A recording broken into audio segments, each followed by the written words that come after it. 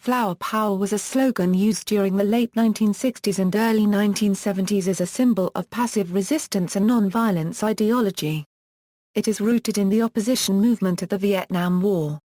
The expression was coined by the American beat poet Allen Ginsberg in 1965 as a means to transform war protests into peaceful affirmative spectacles. Hippies embraced the symbolism by dressing in clothing with embroidered flowers in vibrant colors, wearing flowers in their hair, and distributing flowers to the public, becoming known as flower children. The term later became generalized as a modern reference to the hippie movement and the so-called counterculture of drugs, psychedelic music, psychedelic art and social permissiveness. Origin: flower power originated in Berkeley, California as a symbolic action of protest against the Vietnam War.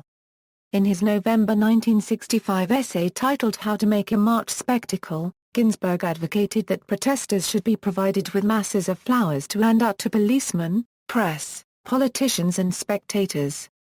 The use of props like flowers, toys, flags, candy and music were meant to turn anti-war rallies into a form of street theater, thereby reducing the fear, anger and threat that is inherent within protests.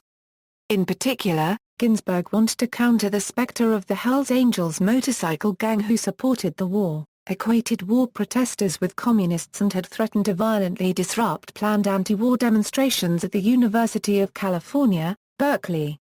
Using Ginsberg's methods, the protest received positive attention and the use of flower power became an integral symbol in the counterculture movement. By late 1966, the flower power method of guerrilla theater had spread from California to other parts of the United States. The Bread and Puppet Theater in New York City staged numerous protests which included handing out balloons and flowers with their anti-war literature. Workshop in Nonviolence, a magazine published by New York activists, encouraged the use of flower power. In May 1967, Abby Hoffman organized the Flower Brigade as an official contingent of a New York City parade honoring the soldiers in Vietnam. News coverage captured Flower Brigade participants, who carried flowers, flags and pink posters imprinted with love, being attacked and beaten by bystanders. In response to the violence, Hoffman wrote in Win magazine, "Plans are being made to mine the East River with daffodils. Dandelion chains are being wrapped around induction centers, the cry of flower power echoes through the land. We shall not wilt." On the following Sunday in May 1967, Win activists declared the Armed Forces Day as Flower Power Day, and held a rally in Central Park to counter the traditional parade.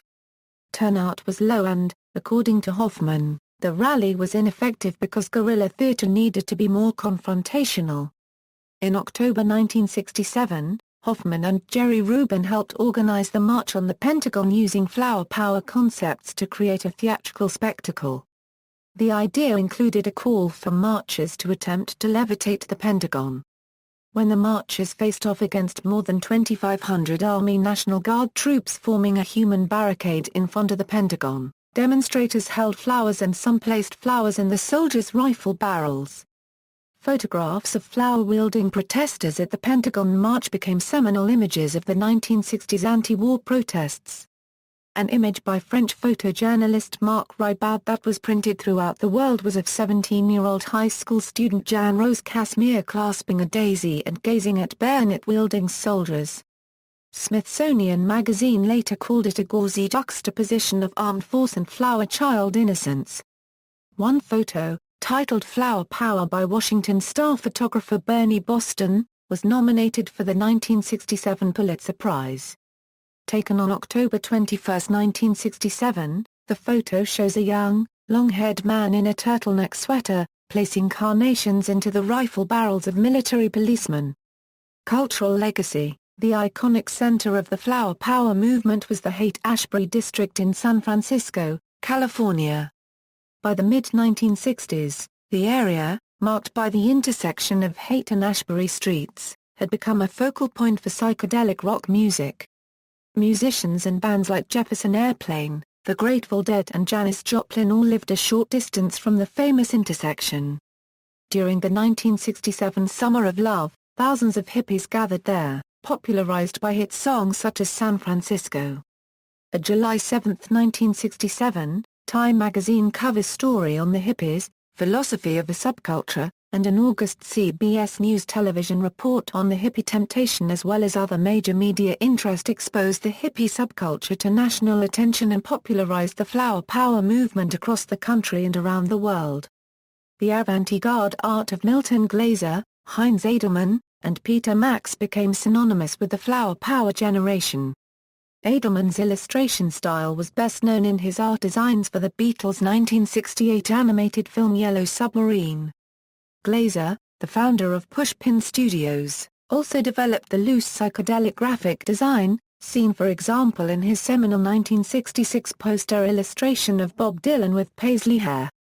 It was the posters by pop artist Peter Max, with their vivid fluid designs painted in day-glow colors, which became visual icons of flower power. Max's cover story in Life magazine as well as appearances on The Tonight Show starring Johnny Carson and The Ed Sullivan Show, further established flower power style art into mainstream culture. References.